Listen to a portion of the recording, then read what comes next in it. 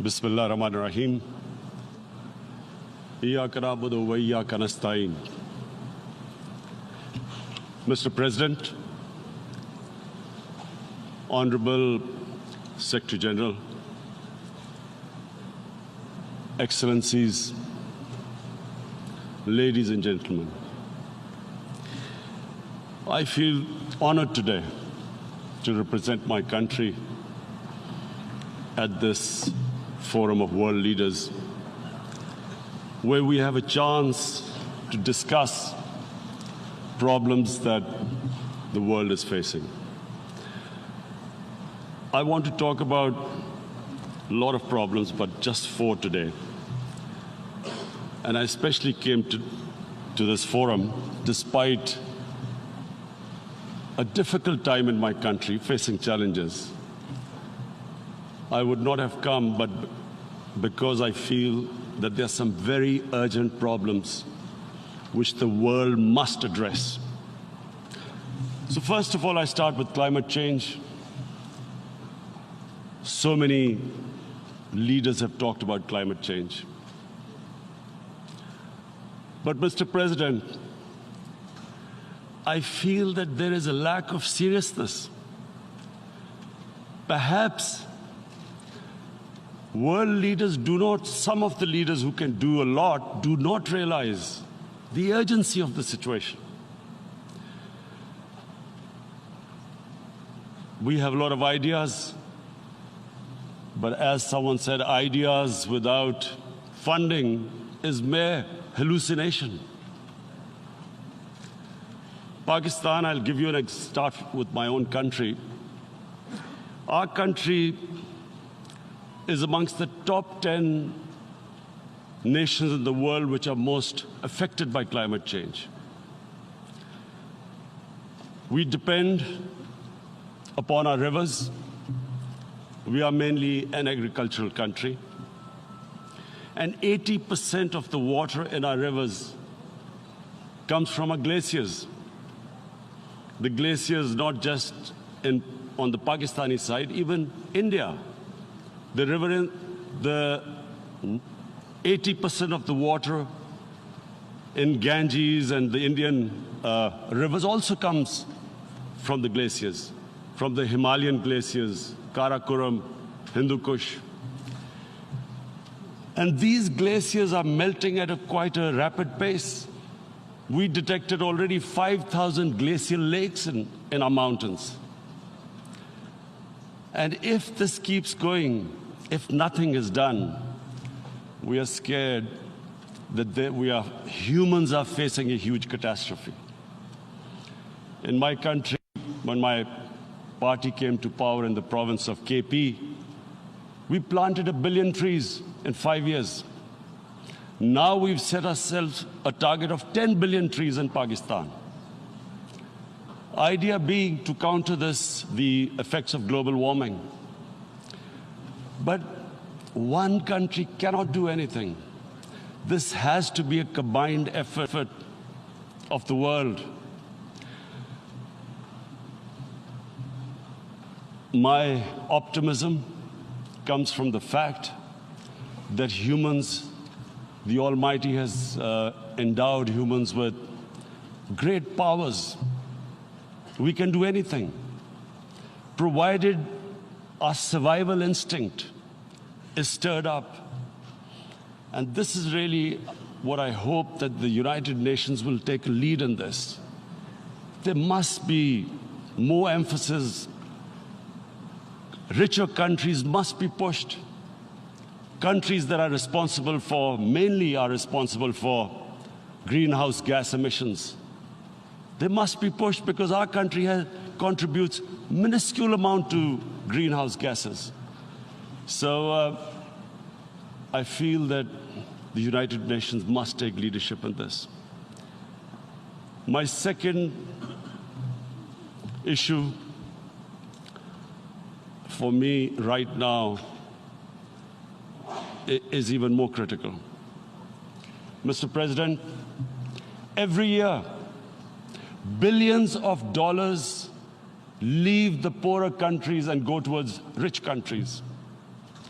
billions of dollars siphoned off by the ruling elites of the developing world.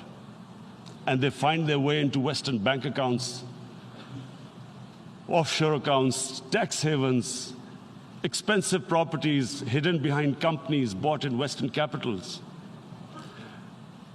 Mr. President, this is devastating the developing world. This is causing more poverty, debts. It's impoverishing the developing world. The difference between rich and poor countries is growing because of this. Money laundering, which happens because money leaves the poorer countries into rich countries, is not treated the same as, for instance, money from drugs or terror financing. The seriousness which terror financing and money from drugs, the way it is treated, it's not the same. The way the poor countries are being plundered by their elites. It's not happening. In my country, when I took charge of our government a year back, in the 10 years preceding that, our total debt went up 4 times. The debt we had accumulated in 60 years, just in 10 years, it went up 4 times. As a result, the total revenue we collected in 1 year, half of it went into debt servicing. How are we going to spend money on our human beings, 220 million people, when half the money is going into debt servicing? Because our country was plundered by the elites, the ruling elite. And easily they could get the money out. And when, Mr. President, we located properties in Western capitals bought by this money through corruption and money laundering, located the properties of these corrupt leaders, we find it so difficult to retrieve it. That money, if we retrieved that money, we could spend on our human beings. But they are such, it's so difficult. The laws protecting these criminals. We do not have the sort of money to have expensive lawyers and spend millions and millions of dollars. We need help from the rich countries. And Mr. President, it's critical. The rich countries must show political will. They cannot allow this to happen. How can the poor countries spend money on human development, which the United Nations asks, SDG? How are we going to do it when this money can easily leave our countries?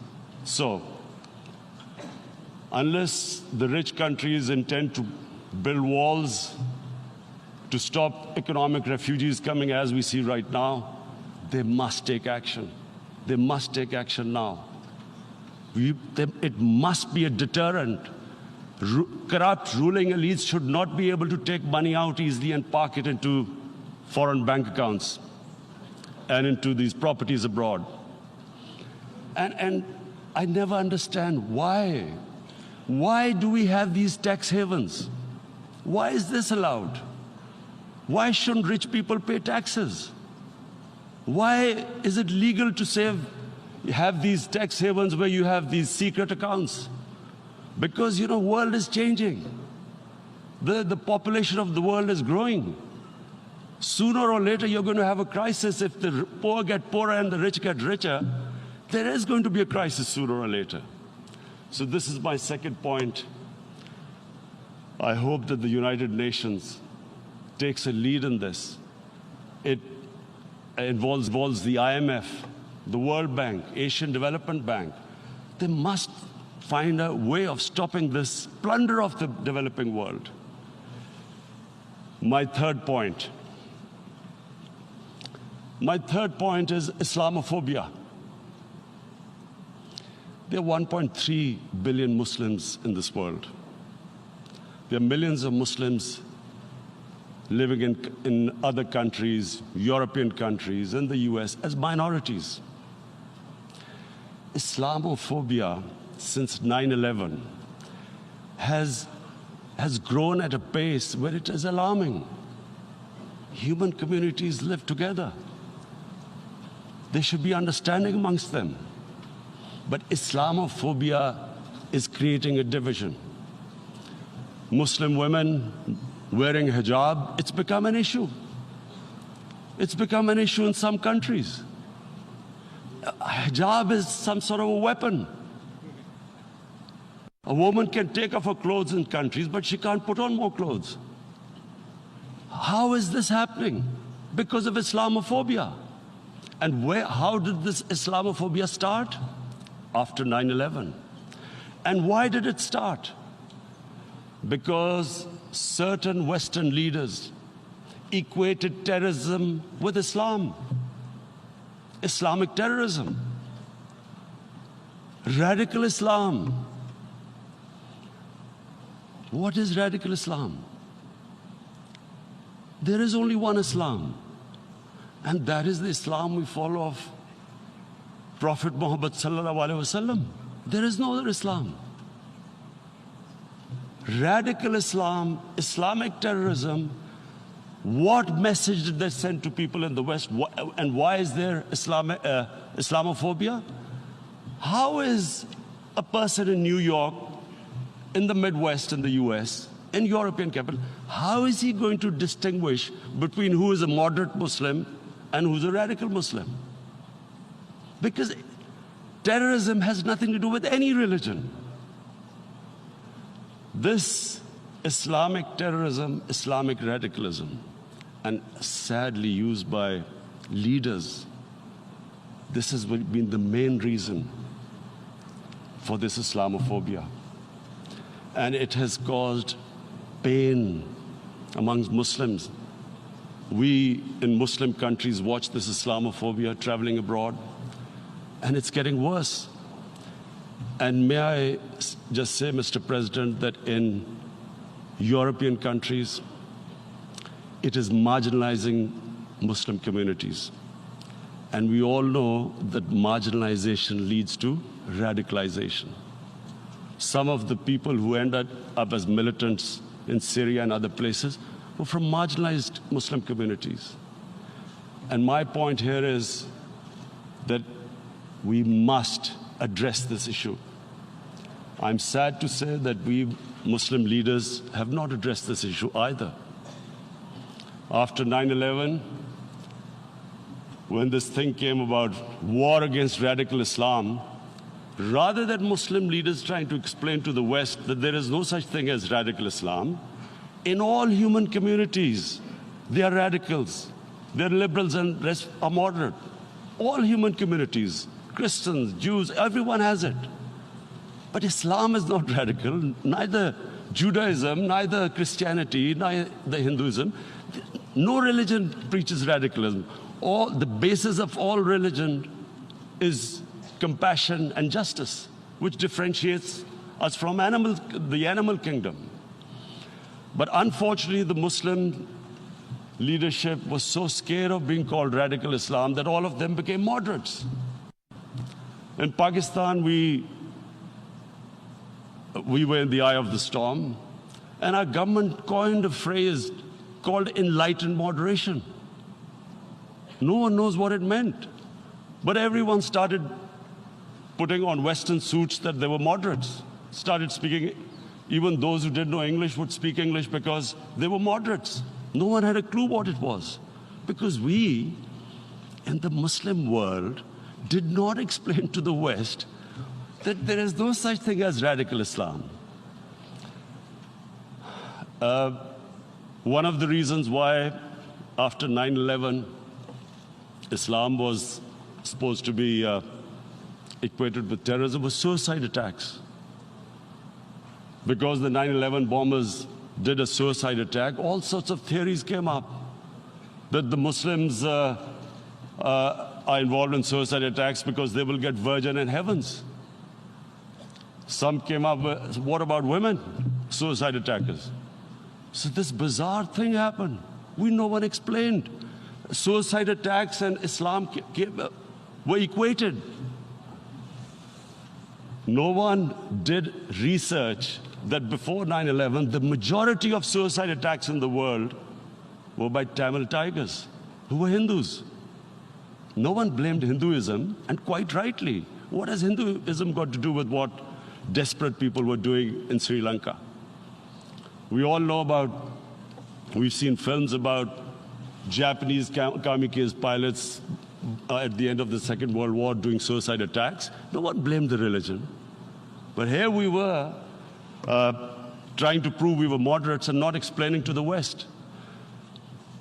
But the most important thing I wanted to say here today, in explaining this Islamophobia, Mr. President, and I feel it's very important because I've spent, because of I played professional sport in England, I spent a lot of time there, so I know how the Western mind works and how West views religion. So where the misunderstanding about Islam came, and one of the reasons it caused Islamophobia.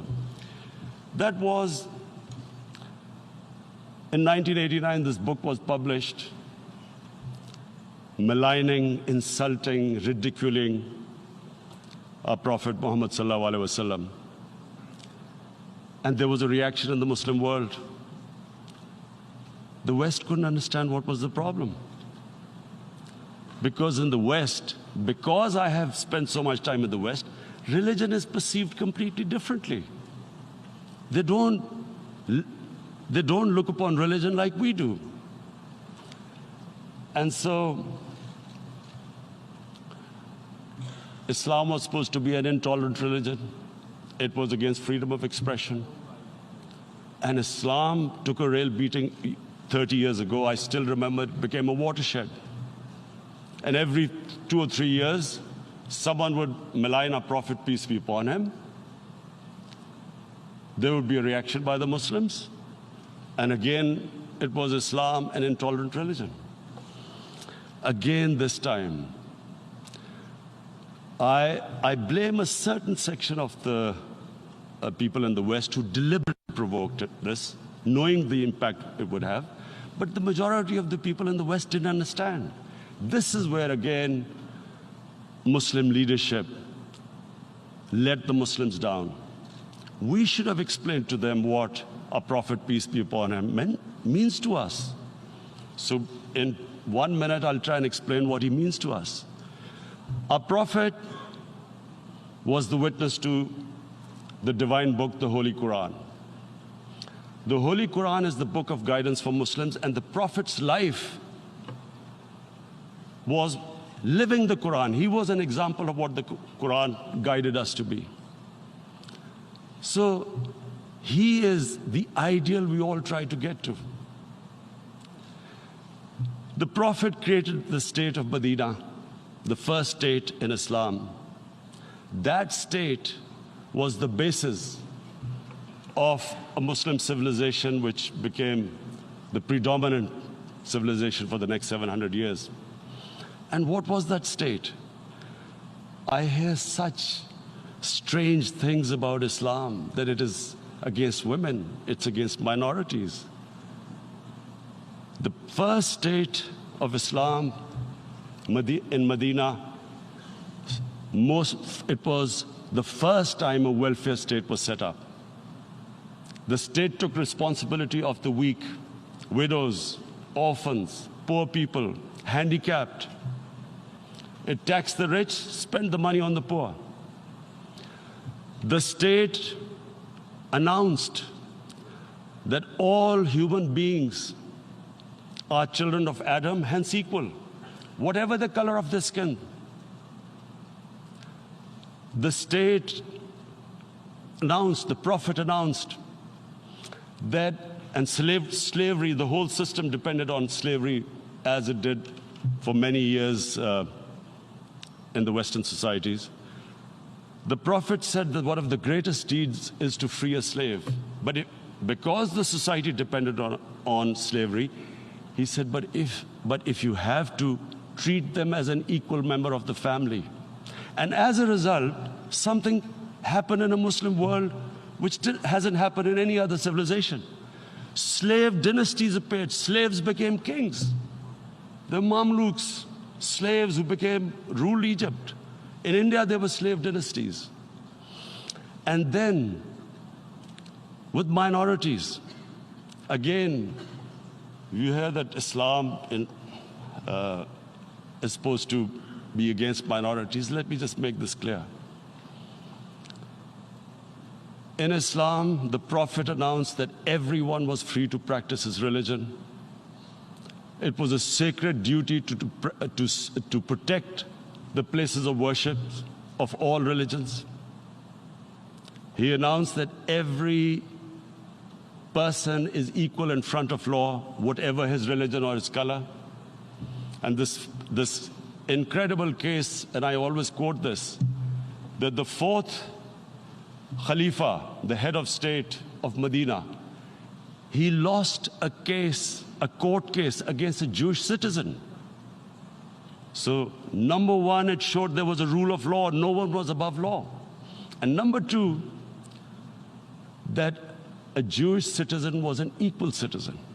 So, Mr. President, when a Muslim society is unjust to its minorities, it is going against the religion of Islam and our Prophet, peace be upon him. So, it is important to understand this. The Prophet lives in our hearts. When he's ridiculed, when he's insulted, it hurts. As we human beings understand one thing: the pain of the heart is far, far, far more hurtful than physical pain. And that's why the Muslims react. And I always thought that if I ever had this stage, I would try and explain this to the world community, especially to the Western community, because having lived in the Western community, people didn't understand this. When I first went as a teenager to England, there was a comedy film on Jesus Christ. It's unthinkable in Muslim societies. So we need to explain that, look, in a human community, we must be sensitive to what causes pain to other human beings. We have, in the Western society, and quite rightly, the Holocaust is treated with sensitivity because it gives the Jewish community pain. That's all we ask. That do not use freedom of speech to cause us pain by insulting our Holy Prophet. That's all we want. And now, the number fourth point, Mr. President, and this is the most critical point, is the reason why I especially came here. It is about what is happening in Kashmir. Before I go on this, I want to make one thing clear, that when we came to power, my first priority was that Pakistan would be a country which will try its best to bring peace. We had been through this war on terror. We joined the United States war on terror after 2001. And Pakistan went through one of its worst periods where 70,000 Pakistanis died and over 150 billion was lost to our economy. And Mr. President, I opposed the war because in the 80s, Pakistan had joined the Western countries in what was the freedom struggle then in Afghanistan against the Soviets. And it was funded by the Western countries. These Mujahideen groups, which were treated in guerrilla warfare, were trained by Pakistan Army, funded by the Western countries, and especially US, and they waged what was a freedom struggle in Afghanistan. The Soviets called them terrorists. We called them freedom fighters. 1989, the Soviets retreated. The Americans packed up and left. Pakistan was left with these groups. Come 9/11, Pakistan joined the United States in this war on terror. And now our government was supposed to, the reason why I opposed joining this war, because here we had indoctrinated them in jihad, meaning freedom struggle against foreign occupation. Now, because we had joined the US, and the US had occupied Afghanistan, now we were supposed to tell them that, no, this is not freedom struggle and jihad, it's terrorism. So that's why I tried to tell then government that, stay neutral, because you will have leverage over them. You will be able to control them. But if you join them, you become collaborators, and they will attack you, which is what happened. They turned against us. We went through a nightmare. 70,000 people killed in a war we had nothing to do with. No Pakistani was involved in 9/11. Taliban were in Afghanistan. Al-Qaeda was in Afghanistan. What had we to do with it? 70,000 Pakistanis died. So when we came to power, we decided that we would dismantle what was left of these groups. And this decision was taken not just by us, but by all the political parties in Pakistan. Unfortunately, they didn't implement it. So we came to power, we decided to implement it, and we dismantled whatever was left of the groups. And I know that India keeps accusing us that there are these groups there. I would like the United Nations to send observers, see for themselves what we've done. No Pakistani government would have dared to do this because it would have created strife. But we decided that there would be no militant organizations in Pakistan. So I need to give you this background and to what I'm going to say later on. And secondly, we started mending fences. I invited the Afghan president. We developed a relationship with Afghanistan. We had problems with Iran. We mended fences there. And then India. Now let me just give you a little background about my relationship with India. Because of cricket, and cricket being it's a passion in the subcontinent, I had great following in India. I have friends in India, and I loved going to India. So immediately, when my party came to power, the first thing we did was to immediately reach out to India. And I spoke to President Modi, and I said, look, we have similar problems. Climate change, poverty. Let's get together. Let's resolve our differences through trade. Let's build a relationship on trust. Prime Minister Modi told me that, there were terrorist attacks from Pakistan. I said, we have problems with you. There are terrorist attacks which we know are instigated by India in Balochistan. We caught a spy, Kulbhushan Yadav, who admitted what the sabotage going on in Karachi and Balochistan. So we said, look, let's leave that behind.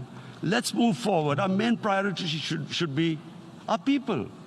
The highest number of poor people live in the Indian subcontinent.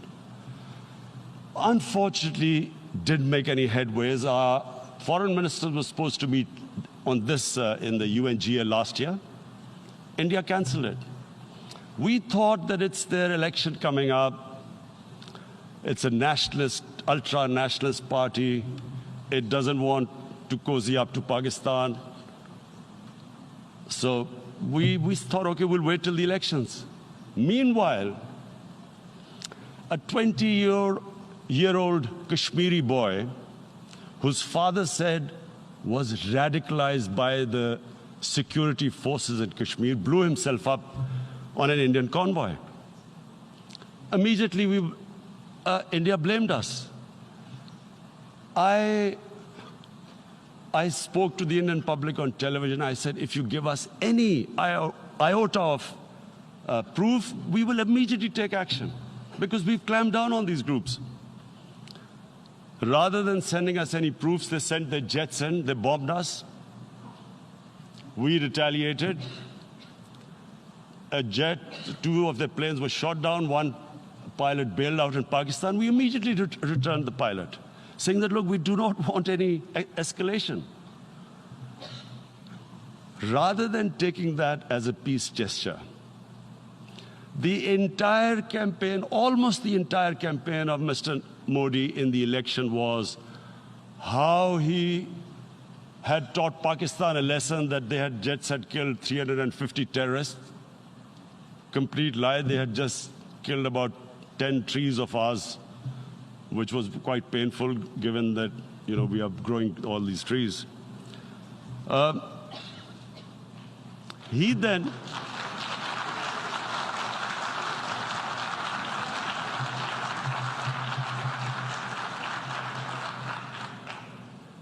the election campaign, Mr. Modi used words like, this is just a trailer, the movie is about to start. I went into Pakistan and taught them a lesson. This was the election campaign. Okay, so we thought, us politicians make all these statements to win elections. So, okay, after elections, we'll get back to our normal relationship. Well, the moment the elections ended, we approached India. No response, but then we discovered they were trying to push us in the FATF blacklist to bankrupt us. That's when we realized there was an agenda. And that agenda became obvious on the 5th August when India went against 11 United Nations Security Council resolutions, which say that Kashmir is a disputed territory and the people of Kashmir have the right of self-determination. They went against that. They went against Simla Accord, which is about bilateral, sorting out our differences through bilateral means, went against that. They actually went against the Indian Constitution. Illegally, they revoked Article 370, which gave Kashmir the special status. They got an extra 180,000 troops there. Total number of security forces in Kashmir now are 900,000. And they put 8 million people of Kashmir under curfew.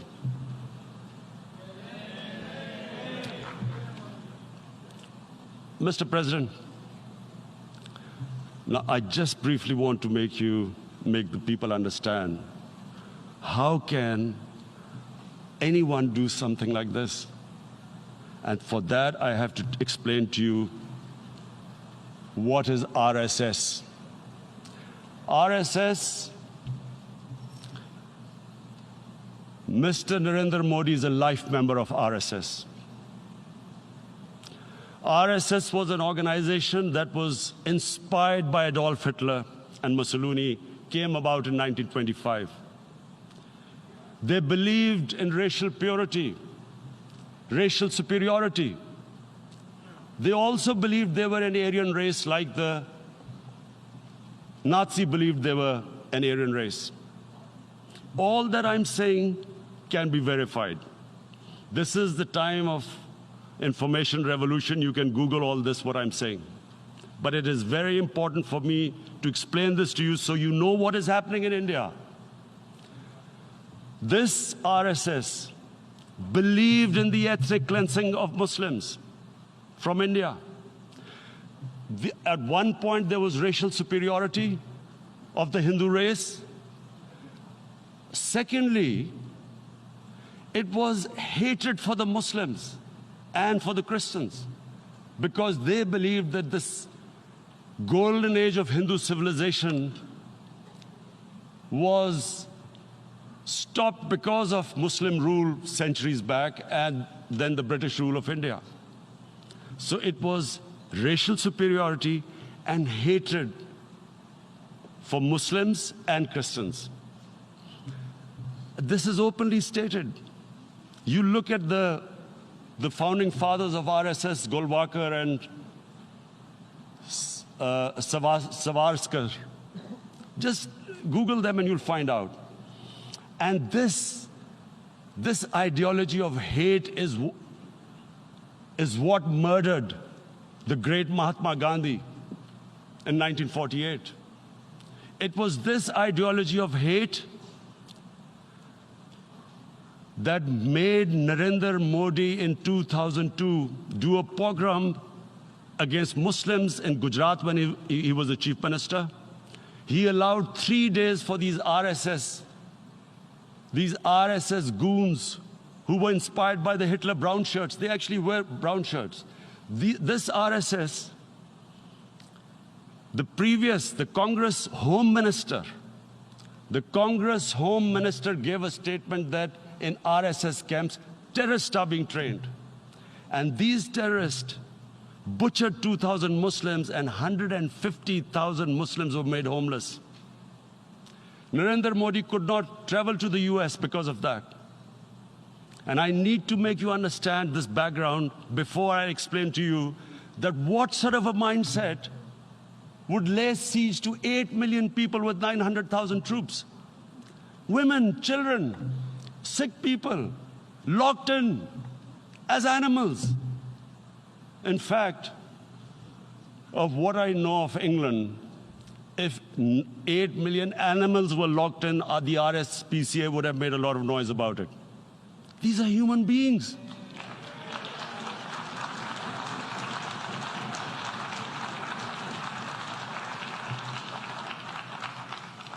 And Mr. President, what comes with racial superiority, these illusions of Aryan superior race, is arrogance. The two go together. And it's arrogance that makes people make mistakes and do stupid things, cruel things like what Narendra Modi has done. It's sheer arrogance. And it's arrogance that has blinded him from the fact that what is going to happen when the curfew is lifted? Has he thought about it? This hasn't been thought through. What is he going to do when he lifts the curfew? Does he think that people of Kashmir will quietly accept the status quo because India has changed the constitution and taken away the special status? They'll accept that? Mr. President, 100,000 Kashmiris have died in the past 30 years because they were denied the right given by the United Nations, the right for self-determination. 100,000 have died and 11,000 women have been raped. There are two United Nations human rights reports on this. The world hasn't done anything because India is a huge market, 1.2 billion people. Sadly, the material prevails over the human. But this has serious consequences. Again, I repeat, that's why I'm here. Look, what is going to happen when the curfew is lifted will be a bloodbath. The people will come out. There are 900,000 troops there. They haven't come to, as Narendra Modi says, he's done this for prosperity of Kashmir. This is supposed to be for the development. These 900,000 troops, what are they going to do when they come out? There'll be a bloodbath.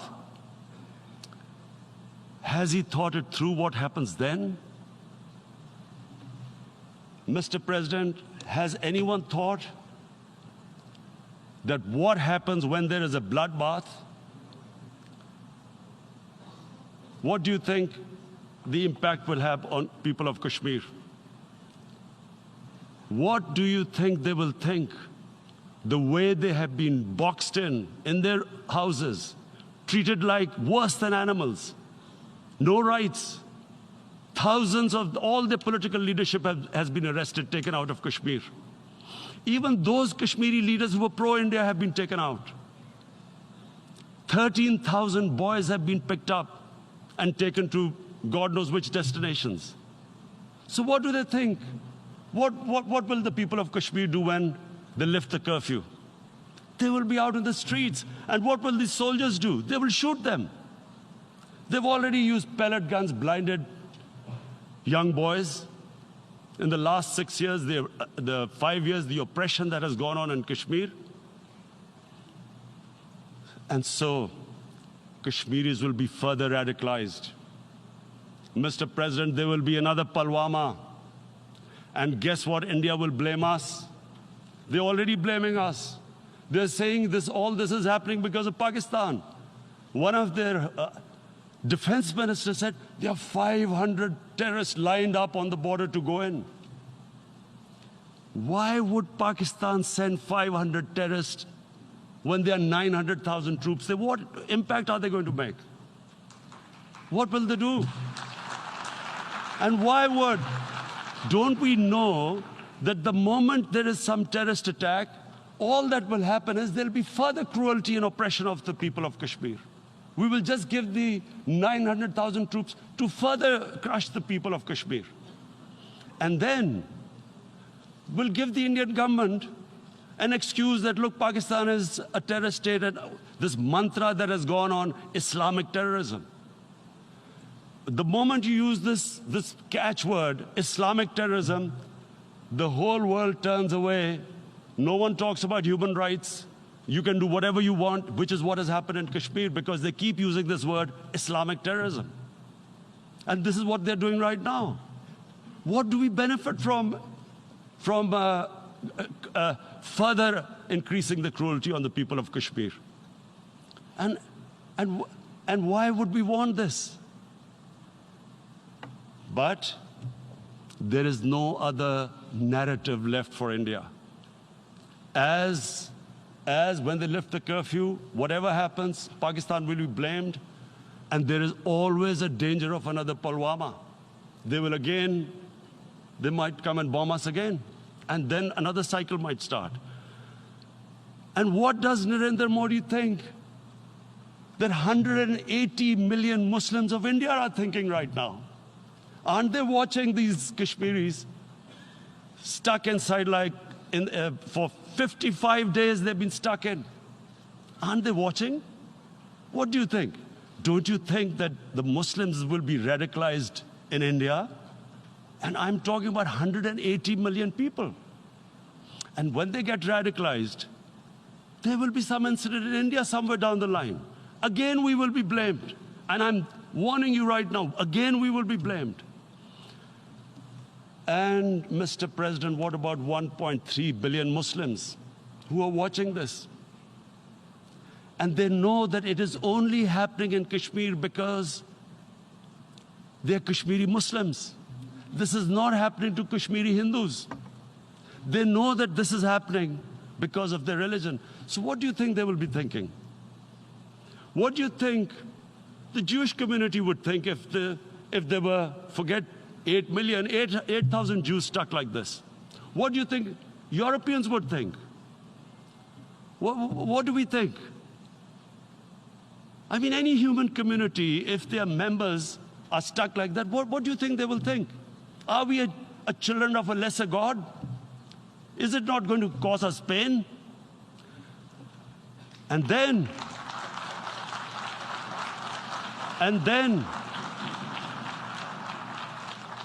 I'll tell you what will happen. People will, in the 1.3 billion Muslims, someone will pick up arms. I know we've been brought up with films, Western films. This good, decent guy doesn't get justice. He decides to pick up a gun and start seeking justice. There was a film made in New York, famous film called Death Wish. This guy gets mugged by and his family, his wife gets killed or something. He can't get justice. He picks up a gun and he goes around shooting muggers. And the whole cinema cheers him on. So what do you think the Muslims are thinking right now? If there is a bloodbath, there will be Muslims becoming radicals, not because of Islam, but because of what they will see that there's no justice when it comes to Muslims. There were Rohingya Muslims, Myanmar, who are, God knows, almost 1 million people out, ethnic cleansing. What was the response of the world community? So what do you think will be the response of 1.3 billion Muslims? I picture myself. I'm in Kashmir. I've been locked up for 55 days. I have heard about, and there are rapes, Indian Army going into homes, soldiers. Would I want to live this humiliation? Would I want to live like that? I would pick up a gun. You're forcing people.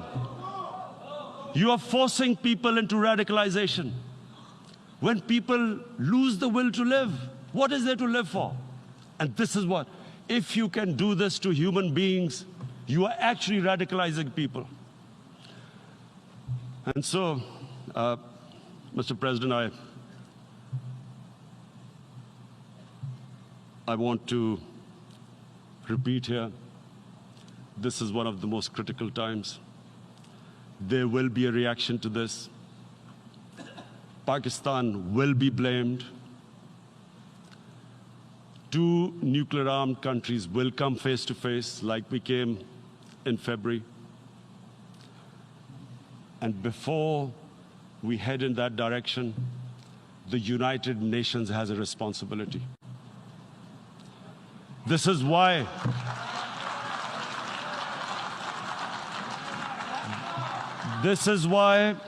the United Nations came into being in 1945. You were supposed to stop this happening. I feel we are back to 1939, Munich. Czechoslovakia has been taken, annexed. What is the world community going to do? Is it going to appease a market of 1.2 billion, or is it going to stand up for justice and humanity?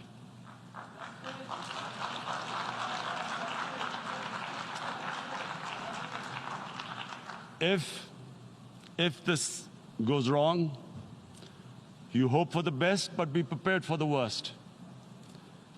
If a conventional war starts between the 2 countries, Mr. President, if a conventional war starts, and anything could happen, but supposing a country 7 times smaller than its neighbor is faced with the choice, either you surrender or you fight for your freedom till death, what will we do? I ask myself this question. And my belief is, La ilaha illallah, there is no God but one. And we will fight. And when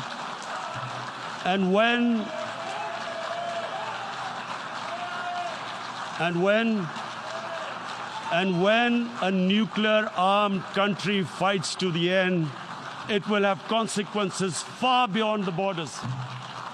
It will have consequences for the world, which is why I repeat I'm here. Because I'm warning you, it's not a threat. It's a fair worry that where are we headed? And I've come here to tell the UN, you've got to, this is a test for the United Nations. You are the one who guaranteed the people of Kashmir the right of self-determination. They are suffering because of that. And this is the time. This is the time not to appease like in 1939 appeasement took place. This is the time to take action. And number 1 action must be that India must lift this inhuman curfew, which has lasted for 55 days. It must free all political prisoners, and especially those 13,000 boys that have been picked up. Parents don't know where they've disappeared. And then the world community must give the people of Kashmir the right of self-determination. Thank you.